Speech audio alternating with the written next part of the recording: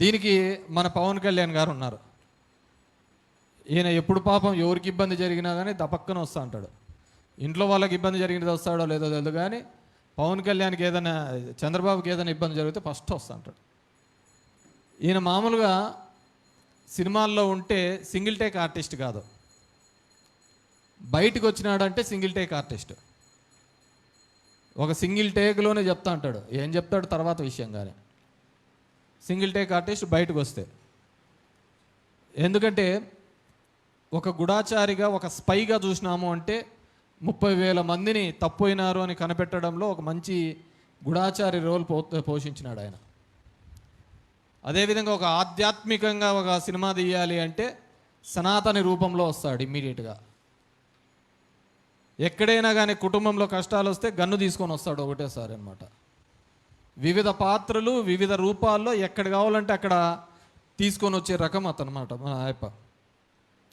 మొన్న చూసినాం, నాకు తెలిసి అత్యంతగా మీరు బాగా చూసినారో లేదో, 15 రోజుల నుంచి చూస్తే ఎక్కడలేని గింజుకొని కొట్టుకుంటున్నాడు. ఆ విజయ్ గెలిచినప్పటి నుంచి విజయ్ గొలుపు ఇతని ప్రాణానికి వచ్చింది, ఇతని సాగుకు వచ్చింది. ఇది అతను ఎట్లా గెలిచినాడో ఏమో తెలియదు, కానీ ఇతన్ని మాత్రం తిట్టనోడు లేడు.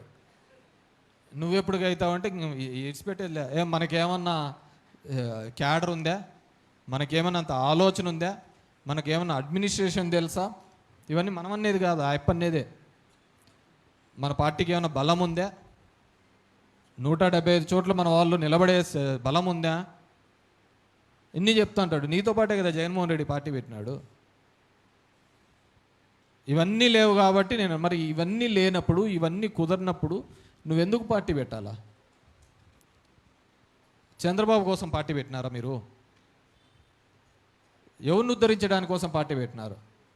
ఈరోజు చంద్రబాబును ఉద్ధరించడానికే కదా మీరు పార్టీ పెట్టినది. నిలువెత్తు ద్వేషం వైఎస్ఆర్ మీద కావచ్చు, జగన్మోహన్ రెడ్డి మీద వైఎస్ఆర్ విపరీతమైన నిలువెత్తు ద్వేషం ఇతనికి. ఊరికేనేమో చెప్తా, ఊరికే పోలే చంద్రబాబు, ఇతను వీళ్ళ మీద కోపం. ఎందుకంటే 36 ఏళ్ళ యువకుడు పార్టీ పెట్టిన ఒక 7 ఏళ్లలోనే ముఖ్యమంత్రి అయిపోయినాడు. నేను చూస్తా అంటే పొద్దున్న లేచిన నుంచి వాళ్ళది వీళ్ళది మోయడానికే సరిపోతుంది అని ఆ నిలువెత్తు ద్వేషం. మొన్న ఏడో తెలంగాణలో పోయి చెప్తాడు, నేను రాజశేఖర రెడ్డిని ఎదిరించినాను, నా గన్ను కూడా ఇచ్చేసినాను, ఇది ఇదని. ఎందుకు గన్ను ఇచ్చినది? మీ అన్న కూతురు కంప్లైంట్ చేసింది, ఈ తిక్కలోడు నన్ను చంపుతాడు ఎప్పుడైనా అని చెప్పేసి. దాన్ని నువ్వే ఇతని ఆఫీసు లింగంనేని రమేష్, అతని ఇల్లు లింగంనేని చంద్రబాబు ఉంటే ఇల్లు లింగంనేని రమేష్. ఇప్పుడు ఇచ్చినది కూడా లింగంనేని. పక్కకు వచ్చే లింగంనేని రమేష్ ఎంబడే పోతాడు వాళ్ళంతా.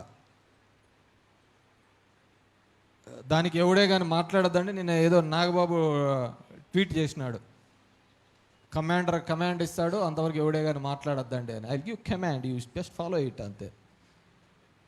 వాళ్ళేం లీడర్లా, కార్యకర్తలా, ఏం ఒక ఇంటిగ్రిటీ ఉంటుందా, ఆత్మాభిమానం ఉండదా? వైఎస్ఆర్ వాళ్ళను ఫిజికల్గా కేసులు పెట్టి దీనికి పెట్టి ఇబ్బంది పెట్టచ్చు, కానీ జనసేన వాళ్ళు అయితే పాపం చాలా అధ్వానంగా ఉంది. తెలుగుదేశం వాళ్ళతో కొట్టించుకోవడమే సరిపోయింది వాళ్ళకు. మొన్న ఎవరో చూసా, ఎస్ఐ కాలుతో కొన్నాడని చెప్పి ఏడుస్తా ఒక ఇంటర్వ్యూ ఇచ్చిన జనసేన తంది. బాధ అనిపిస్తుంది పాపం. వాళ్ళు లేకుంటే లేదనమాట, అంత దరిద్రమైంది. ఇప్పుడు వచ్చేటప్పుడు చూసి టీవీలో పిఆర్పి జనసేన ఎమ్మెల్యే బాలకృష్ణుడు చెప్తున్నాడు, గోదావరి పుష్కరాలు ఉన్నాయి, దేవాంశ్ ఘాట్ పెట్టేసినాడు. ఘాటు పేరే దేవాంశ్ ఘాట్ అంట. అంటే ఆల్రెడీ ఇప్పటి నుంచి అలవాటైంది మనవాడికి కూడా సేవ చేసుకోవడం. వీళ్ళు అది ఒక పార్టీ కిందకి లెక్కేస్తారని మీరు చెప్తున్నారు. ఎందుకంటే మనమందరం కూడా ఆలోచించుకోవాల్సిన అవసరం ఉంది. చంద్రబాబు చేసిన అప్పులు ఎక్కడికి పోయినాయి, ఎక్కడ ఖర్చు పెడుతున్నాడు, దుబారా ఖర్చులు అమరావతి పేరు మీద ఏ విధంగా దోచుకుంటున్నాడు. కట్టిన బిల్డింగ్లే కట్టుకుంటా ఆ ప్రాంతంలో ఆ రోజు టెండర్లు వేయాలన్నా ఇది వేయాలన్నా కానీ మళ్ళీ కాంపిటీషన్ పెట్టి తగ్గించాలనే వాళ్ళు. ఇప్పుడు అట్లా ఏం లేదు, అంతా ఎక్సెస్ ఎంత డబ్బులు వస్తా ఉంటాయి అని చెప్పేసి 8% ఎంతో అని చెప్పేసి ఇష్టానుసారం రేట్లు పెంచుకుంటావు పోయిన పరిస్థితి. మళ్ళీ ఏమంటే సంపద సృష్టి, వాళ్ళు క్లారిటీతోనే ఉన్నారు. సంపద సృష్టి అంటే మనం రాష్ట్రానికి అనుకున్నాం, వాళ్ళకు చేసుకుంటే మనకు గుర్తించలేవు. అన్నీ అట్లా సైలెంట్ చేస్తా అంటాడు, మనం తిక్కోలం పడి దాని వెంబడి తిరుగుతా పోతాం పరిస్థితి.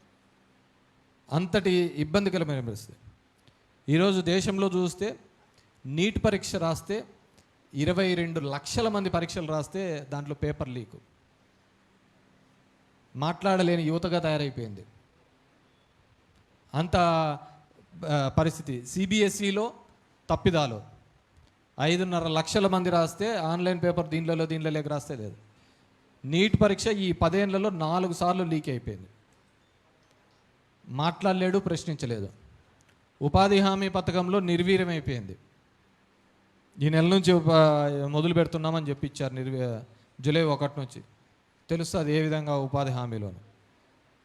మొత్తం అంతా జీరాంజీ, అంత అవినీతిగా అయ్యే పరిస్థితి ఉంది. ఎందుకంటే నాకెందుకో బాధ అనిపిస్తుంది. మాట్లాడాల్సిన యువత ఈ గింజీస్ ఎవడు మాట్లాడటంలే. 22 లక్షల మందికి నీట్. ఎందుకంటే ఒకరు ఎగ్జామ్ కోసము లాంగ్ టర్మ్ తీసుకొని నీట్ కోసం ప్రిపేర్ చేస్తే పేపర్ లీక్ అయిపోయిందంటే ఏం చేసుకోవడానికి? దేశ చరిత్రలో ఎప్పుడు ఉండదు. ఎయిర్ ఫోర్స్లో పెట్టి పేపర్లు పంపించినామని చెప్పి చెప్తున్నారు. అంత దరిద్రంగా ఉంది ఈ దేశం. అంత ఇబ్బంది పట్టే పరిస్థితులు వస్తున్నాయి. ఇప్పుడు చెట్లు నాటుతున్నారు అంటున్నారు, బాగుంది, తల్లి పేరుతో ఒక చెట్టు నాటల్లా అనేది. మరి ఎవరి పేరు మీద అదాని అన్ని చెట్లు కొట్టేస్తున్నాడు? తల్లి చెట్టు మీద పేరు మీద ఒక చెట్టు నాటడంలో తప్పులే. మళ్ళీ వేల ఎకరాలు, లక్షల ఎకరాలు ఈరోజు మొత్తం అంతా కూడా చెట్లు కొట్టేస్తున్న పరిస్థితి కదా. రైతులు గిట్టుబాటు ధర రాదు.